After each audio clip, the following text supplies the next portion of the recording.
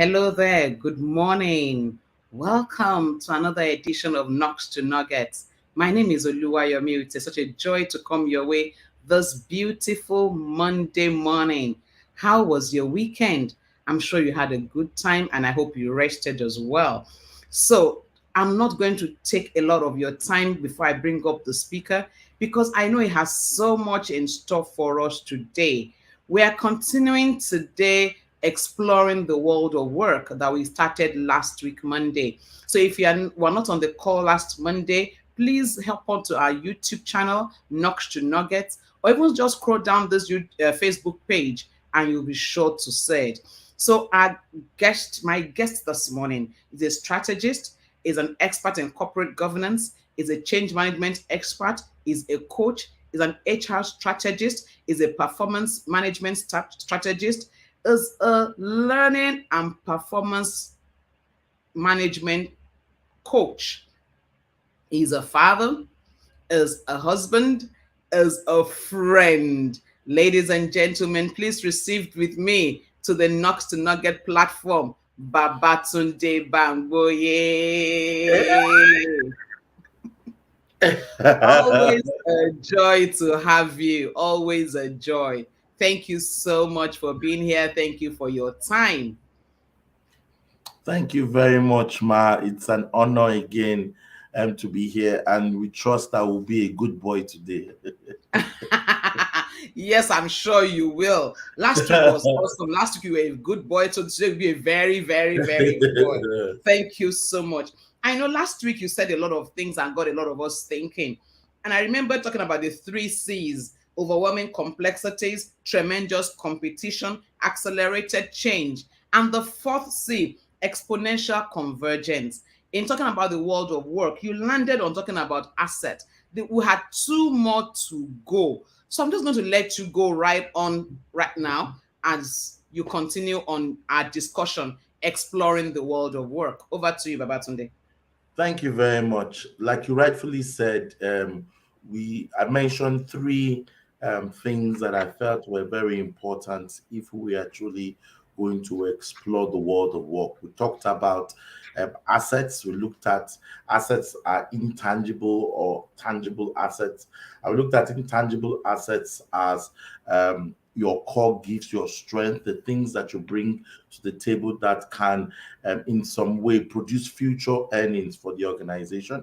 And we also talked about tangible assets, and we made it very specific about you getting some form of rent in terms of you having financial returns that you have stored away so that it can enable you pivot just in case you notice shifts within your industry or your arena.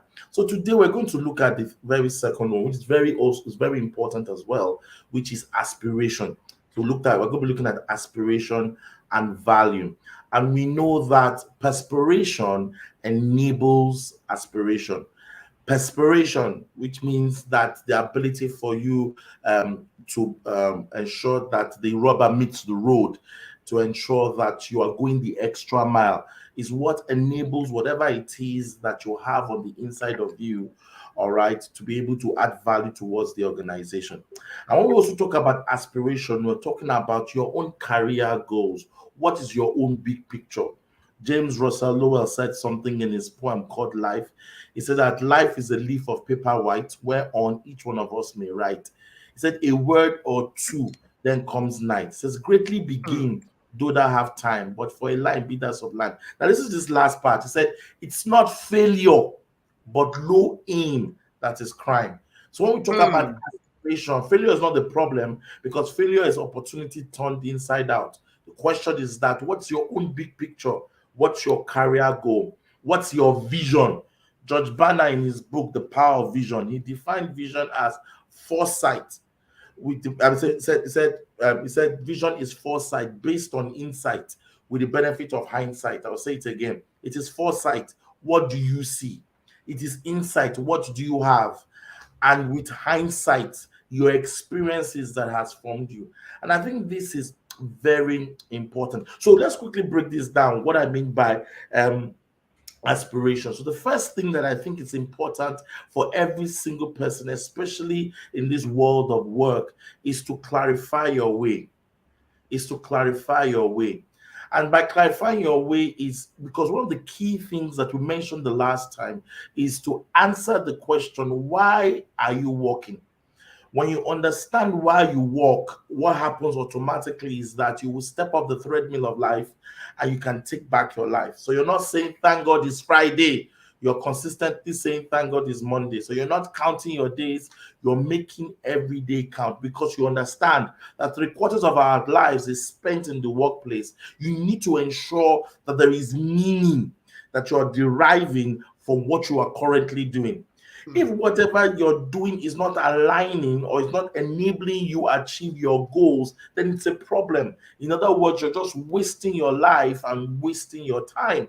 It's very, very important. So the why of work is clear because when you answer the why of work, what it means is that you move away not only from just being committed to work, you're actually living out your passion. All right. In fact, there's a Japanese formula called ikagai or ikagi, which means happiness. And one of it is do the things that you love, do the things that you have been enabled for or enabled with, do the things that you are passionate about. And that is very, very important. So clarifying your way is very important.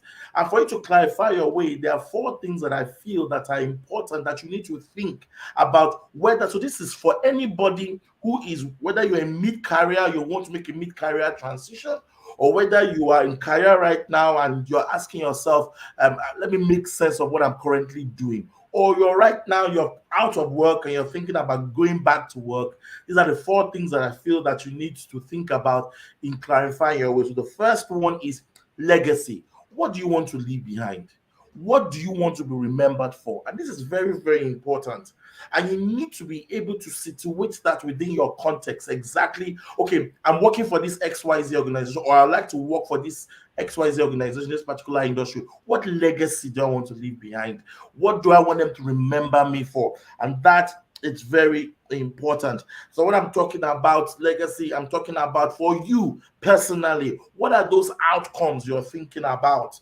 All right, by the time I leave XYZ organization, I would like to leave as an AGM if you're working in the bank, or XYZ managing partner or senior partner or exec in any consulting firm or PFAs or professional services firm, PSFs, whatever it is. The questions are, what legacy would you want to leave behind? Number 2, in terms of you clarifying the way, is mastery. What do you want to learn? What do you want to ensure that you concretize in terms of work? What do you want to concretize? What is it that you really want to get? Is it in leadership? Is it in mastering your accounting skill? Is it master whatever it is? What do you want to master? And how does this organization enable you achieve this level of mastery within this particular industry or whatever it is that you truly want to achieve? Number 3 is also the financial benefit, which is freedom.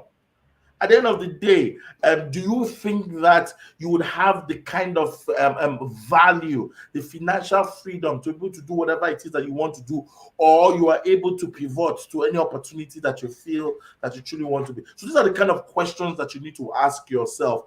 Again, when I'm talking about freedom, of course, you can scale that. You know that, okay, if I'm working for this organization and if I start at this particular salary band, I'm able to, if I'm consistent, I'm hardworking, I'm able to get the kind of financial freedom. Like, for instance, as a particular telecoms, they don't pay. I mean, they pay competitively. So I won't say they don't pay well, but they pay competitively. But when it comes to training, so what are Hmm. you willing to trade off? When it comes to training, whether local or international training, they spare no expense in training and empowering their people. So, what kind of trade-off are you willing to take? All right, so Hmm. that's why I'm saying you should think about these 3 things. 4 things. But the fourth one, and this is so important, is alignment. Hmm. Alignment. Alignment. And so when I just talk about alignment, is looking at your own strength. So there are 2 things I want you to think about when I say alignment. Number 1, your values and the values of this organization. Is there a convergence. It's very important because you need to work for an organization whereby not only can you state the culture, you are living the culture. It's in an alignment with the kind of person that you are. All right, and that alone you can look at the quality of the people, the kind of lifestyle that they live, and the kind of value that is being sort of exhibited within that workplace. So over the weekend, for instance, I went to do my son was doing his common entrance and he passed, by the way.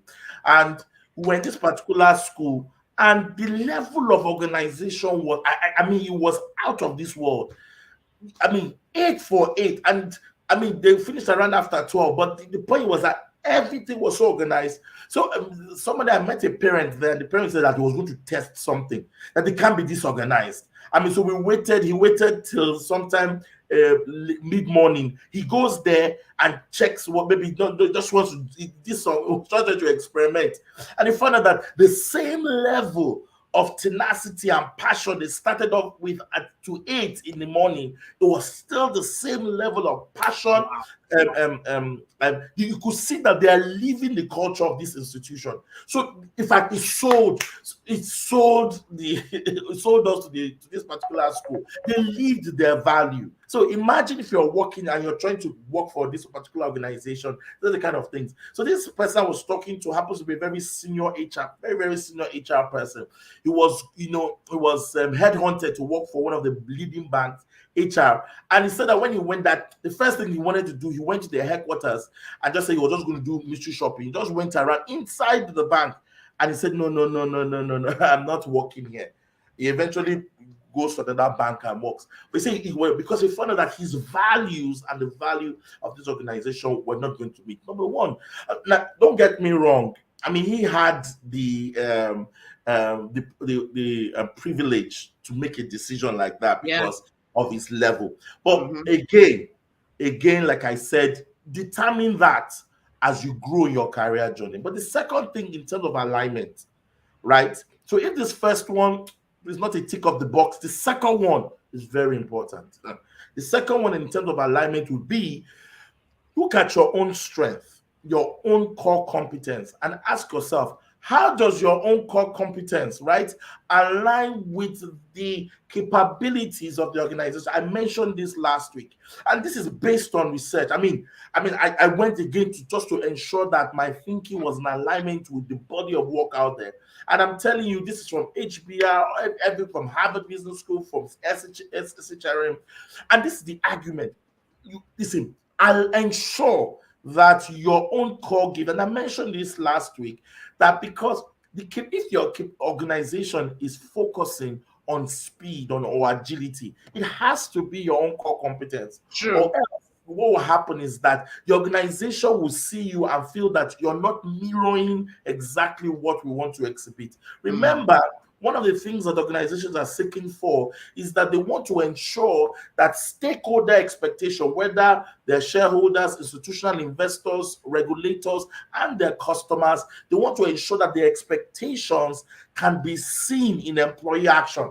So if a shareholder is looking for an organization that people are agile, they're responsive, they're intellectually apt, the question is that you must exhibit any of those things. If you don't exhibit those things, then you cannot therefore have the ability to negotiate. So the point I'm saying to each and every one of you, ensure that there must be an alignment with your own core strength and that of the organization. Because what will Mm. happen is that when it is noticeable and it is demonstrable and you're able to generate value, then guess what will eventually happen is that it become visible and noticeable, and people can begin to speak. Remember, I feel this my opinion that credibility is defined as a track record of performance. If you don't have that track record of performance, that is, you have not exhibited value, then there's a problem. There is a problem. So those four things that I mentioned are key in terms of seeking clarity, or clarifying your way. There's something I want to read here, and this is from Ryan Holiday's book, which is The Obstacle is the Way. And I want you to also think, for any of you, I really want you to ask this question. He said, the obstacle is in the way, or the obstacle is the way. Listen to what I said. The obstacle is in the way, or the obstacle is the way. So the question you need to ask yourself is that, is there an obstacle in your way that you can surmount in terms of career obstacles? Maybe people you're not being visible, you're not getting promoted at work. That's an obstacle. Could it be you're not getting the kind of job, the dream job that you truly want? Could it be that you're not communicating effectively across LinkedIn? Those are obstacles. But the second question he's saying is that, could where you are right now be the obstacle? Could it be that your organization is on lane A and you are on lane B, and then there's no place of convergence? All right. So that is what I mean. But that's why these four things I mentioned about what legacy would you like to leave, or what would you want to be remembered for? What mastery? What is it that you want to learn and grow in? Number three, what kind of freedom do you truly Yeah. want and you're willing to pay the price for? And the last one is there an alignment? These things are important. All right. The next thing again under aspiration, which I feel is important, I hope I can push this very quickly, is that still part of clarifying the way is to ask yourself, and this is coming from Bill George, is what is your true north? Again, if this speaks to your vision, and this is why all of us must really do self what I'm trying to look for the correct word right now. Sort of do a Evaluate. self-assessment of who you are. So spend time, everyone. Look at your strengths, your weaknesses. And the reason why I'm saying this is that this is going to speak to the next thing we're going to talk about, which is market realities. All right. So what are your strengths? What are your weaknesses? When you do a SWOT, right? So you do a SWOT, which is like you're doing an audit on yourself. This is an internal audit. You're looking at your strength, but you're asking yourself, what opportunities does my strength speak to? You look at your weaknesses and you ask yourself, what are the potential threats? So for instance, if you are one that is given to so much anger, right? You're not able to manage pressure effectively, then please, you cannot stay in the kitchen of today's work. Mm.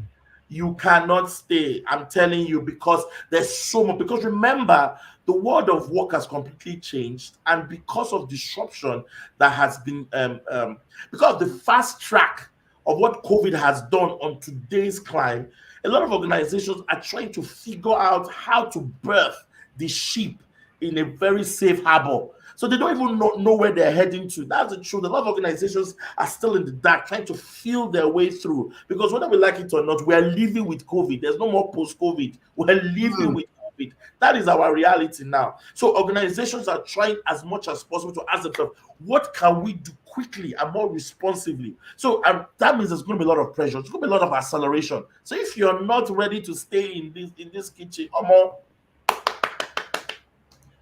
out. And Quick. that's the reality. I'm sorry to say that, but that is where we are. Reality. There's a lot of demand right now on people, and organizations are looking for people like that. So your true north is important. Do some self assessment on yourself. Now, these are some things I want you to think about when you're doing your self assessment very quickly. All right. Remember, we're looking at aspirations and values. What are your values? Remember, you cannot create or add value if you don't have values. As corny as that may sound, this is so true. You truly cannot add value except you have values. Values define you. Your principles are, I keep telling people that your principles are your personal constitution that enables you to answer the questions of life before the questions are ever asked. I'll say that again. Your principles, which sometimes are dovetailed in your mission statement, are answering the questions that life will proceed or pose at you before those questions actually materialize. The second thing again that you need to ask yourself, all right, is to say to yourself, what motivates me? What is my interest? Because truth about the matter is that a key skill which is in it is people are looking for self-starters, and that is why I spoke about the startup of you. Self-starters, self-starters. All right. Number three is to ask yourself, who is your support team? Who are the people that you hold yourself accountable? Again, like I said, you need to get a mentor, you need to get a coach, you need to get, and listen, this is not getting a book mentor. You need somebody. or a career person that can help you, and so that you can ask those tough questions and this person can help you. Remember, you need a coach that can speak with you. You need a mentor that can speak to you, but you need a sponsor that can speak about you. These three things are very important. You need a mastermind, a set of people that can put you on the straight and the narrow that you cannot form, right? That you can tell us, listen, I'm not doing well. Why aren't you doing well in your career journey? What's happening on your LinkedIn profile? Let's help you. Let's help you do your CV. All right. I'm not communicating effectively my value. All right. Your mentor will help you shape your thinking. All right. But this is the next point that I feel that is important in sort of dovetailing your truth. It's an integrated life, right? Listen, people, this concept of work-life balance never existed, because the work-life balance suggests that there's a dichotomy between your work and your life. There is no dichotomy. That is one of the same thing. So life integration is what we're talking about. Life integration. So think about it. How am I going to ensure that the different plates that I spin, I'm a mother, I'm a wife, I'm an aunt, I'm a C-suite person. How do I ensure that I can manage all of these aspects of my life? Because whether I like it or not, they may be discrete, but they make you whole. Whether you're a mother, whether you're an aunt, whether you're a wife, you're a professional woman who is destroying all glass ceilings. Any of those things, you need to be able to answer that question. Because the truth about the matter is that if you can't answer that question, the truth is this: if any of those plates begin to fall, it's going to affect you on whatever you do. Hmm. So ask yourself, how do I want to live an integrated life? Because some certain works are demanding, and you need to come up with a strategy to help you sort of push past all of this.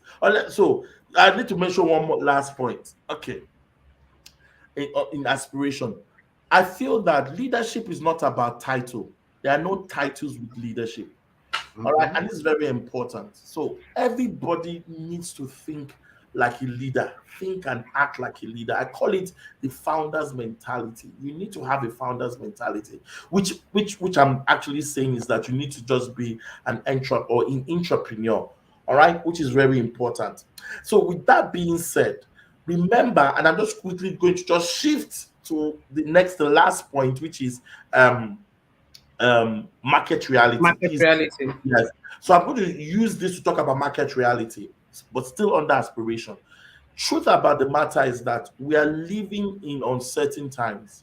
All right, and the structure of today's business is really uncertain, and it has unraveled at its seams, right? So you will need leaders who are able to have some key competencies, and all of us are leaders, by the way. Remember, I said you're a leader Mhm. without a title. The Mhm. first key skill which every person must have, I think I mentioned it before, I think it bears repetition, is perceptual acuity. The ability for you to see around the bends is a very important skill set. We will call it problem solving creativity, but it's the ability for us to understand the demands that are occurring within our space. I think that is one key skill that we all must develop. All right.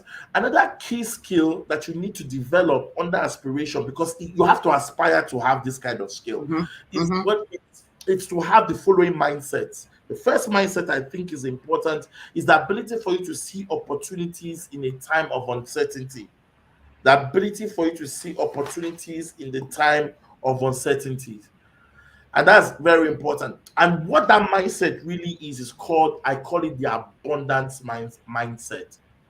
In fact, there's a whole body of work. In fact, there's a book written by Salem, and forgotten his other name. It's called Abundance. And they define in that book abundance. They feel that we're in an era of abundance, and they feel that abundance equals possibilities. And Hmm. that's the power. Say abundance equal possibilities. And that is something that all of us must see. Now, all I've shared with you is from different bodies of work and my own thinking and experience. So abundant mentality is key. So you can no longer see the cup half empty, you have to see it half full. And that's what organizations are looking for.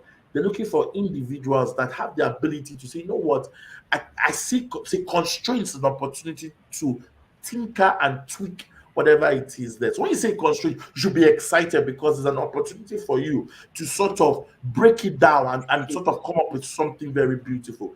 Another mindset that you must have, especially aspirationally, is a growth mindset. And a growth mindset, what's a growth mindset simply means that there has to be a balance between the journey and the destination. The journey and the destination. So organizations are looking for people who have the ability to, and this is really, really key, especially for those of us who are leaders. The ability for us to hold on to the strategic imperatives of the Mm-hmm. organization, but still have that same mind to be able to work on the tactical end of achieving the big picture. This is where the balance between leadership and management comes. You can see that there is no dichotomy. They're both complementary systems of action. You can see Yeah. that when leadership speaks about seeing the big picture, management says, okay, fine, how do we ensure that we're consistent? It is this balance that allows you to become an effective manager or leader within your organization. So a growth mindset is such an important thing. The ability for you to your eyes to focus on your own career goals, but Mm. consistently follow through on the things that you need to do to achieve whatever career goal that is that you want to achieve. And that's what a growth mindset is. Celebrate your small wins, tweak Mm. things that you need to tweak to be able to achieve the things that you need to achieve. All right, let me begin to round down. So when you look at market realities, right? I want all of you to think about the truth about it is that the world is changing. And I'm not going to sort of over is we live in a dynamic world. So I want you to think about three things very quickly. So I want you to think number one, industry lines are, and this is my opinion, industry lines are fading right now because we're in an era of exponential convergence. So industry lines are fading. Why? Because of 10x changes. That is 10 times changes that is disrupting. So I want you to have that balance between what is happening in the industry, my industry, whether you're in the financial space, whether you're in the services space. But the other thing is to move to the other side, which is the arenas. Okay, Mm. this is what's happening in my industry, but what is happening? What are customers saying who are not my traditional customers? Where are the channels of distribution happening? Mm. The important thing, where are the points of connections and convergence that you need to think about? All right. So I want you to think about as you're planning your next career move. This is so important because as you begin to sit on the table, especially you're having interviews. I remember when I went for um, an interview for the CHRO role for an insurance firm. They asked me a question on strategy. Very simple strategy. So what will be the potential people needs? And I had to have the ability to speak about the shifts and changes that was going to happen in the insurance industry and how I felt that this organization was going to be positioned, and it's very, very important. So I had to look beyond what is happening within the industry and the potential disruptions taking place. And that's where technology comes in. So it's important for you to be able to think. So when you're going for an interview or you're a consultant, these things are important. Number two is very important that the fourth industrial revolution has hit us. And it is driven obviously by technology and by this level of convergence, which we call the Internet of Things. But there's a second one. There's another wave blowing. It is subtle, but it's here. The fifth industrial revolution Yeah. is here. And already it has kicked off. Think about it. And I'm just throwing it out there. All right. It's metaverse. Yes, sir. Yes, sir. While the industrial revolution is going to be driven by technology, and we see androids, we see robotics being a massive force, but we're going to see the proverbial, is it fourth wall or third dimension going to be broken as people begin to move into this arena of creating virtual realities. Remember what I Yeah. said? Listen, oh, Yeah. remember I Yeah. said abundance mentality, and I said that Mentality. is about possibilities. So imagine now the kind of ethical and moral and people resource issues you're going to have Mm. as businesses are being formed in the metaverse and technologies are being created to be able to feel, and NFTs are going to be a massive force in this Mm. area. So you're going to ask yourself the question, how do I position myself within this climb? Mm. So, quick review. Your aspiration speaks about your vision. I just want to just give a summary so I'm not rushing. Listen, remember I said your vision, your career goal speaks about your foresight. What do you see? Number two, insight. What do you know Insight. about yourself? And your hindsight, your unique experiences that has brought you thus far, right? The mindsets that I feel that are important. I talked about abundance. I talked about growth mindset, which allows us to focus on our career goals, but allows us to have the staying power to follow through on our goals, which I feel is very important. All right. Another growth mindset I talked about is about perceptual acuity, the ability for you to Yeah. see bends, the shifts that are happening around the world. And it's very, very important. In fact, I can see someone, yes, thank you so much. I can see, yes, proactively foresee the future. Yes, you're so spot on. Um, uh, Mrs. Binta is so spot on. That is key. And four things to guide you, irrespective of where you are in your career journey. Remember, we spoke about you have to have a legacy. What do you want to be remembered for? Yeah. If you write your resignation letter right now, would your organization say, why now? You're so important to us? Or would they say, well, thank you, Thank you, God, Jesus. for her legacy? Number two, mastery. What do I want to do? How do I want to grow? Remember, growth must be intentional. And somebody said, I think it was Calvin Geoff, he said that I can't remember what he said. He talked about practice. He said that practice. Anyway, I can't remember what he said. It's somewhere in my head. But so, then the third thing I mentioned was freedom. You need to Mm. have financial returns. But the last one was alignment. I Alignment. mentioned two things about alignment. I mean, alignment to the values of the organization. But it's true about the matter is that everybody wants to get money. The second one is so important to ensure that there must be an alignment of or what I call your signature skills, and Mm. your that of the capabilities of the organization. Organization. Then I said market reality. This is where we are. That the industry lines are fading, but remember that there are arenas where you have channels of distribution. That's what your people or organizations are looking for: new supply chains, new supply routes, new strategies, because supply chains right now are disrupted. So question now is that how do you bring solutions to that? Number two, your customers. Who are these customers? They're new customers, right? How do you get them? And of course, how do we connect?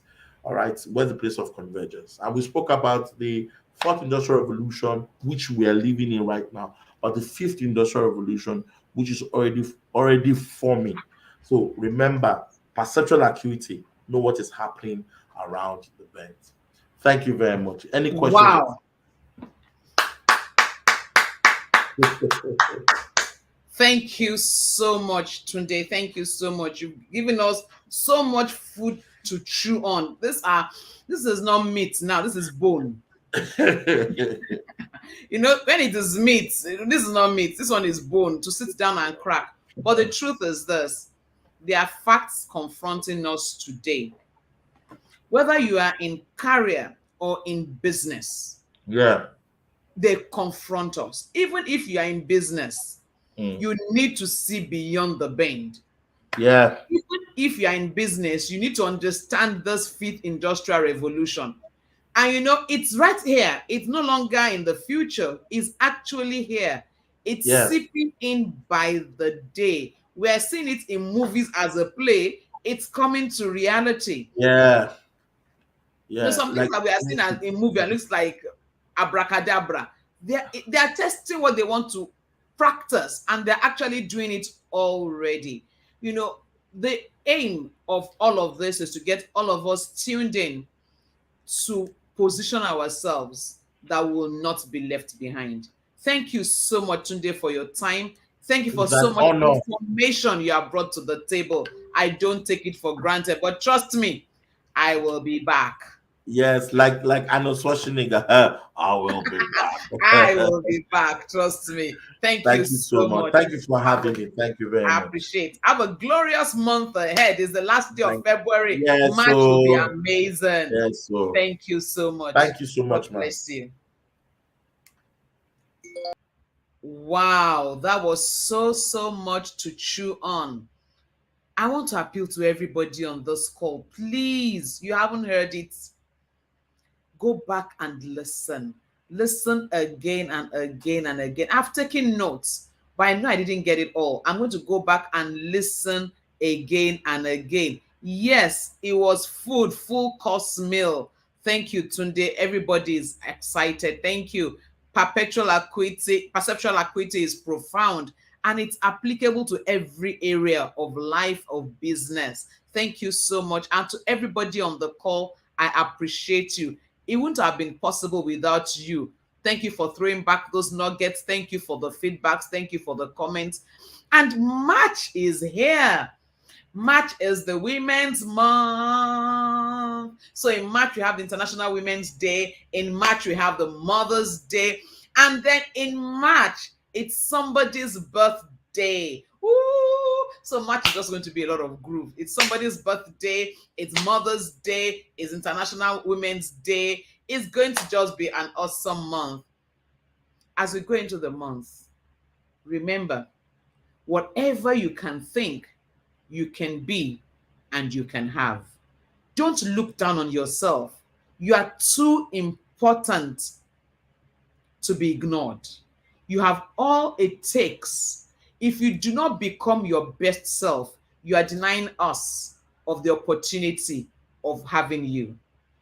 Don't just exist, live and live fully.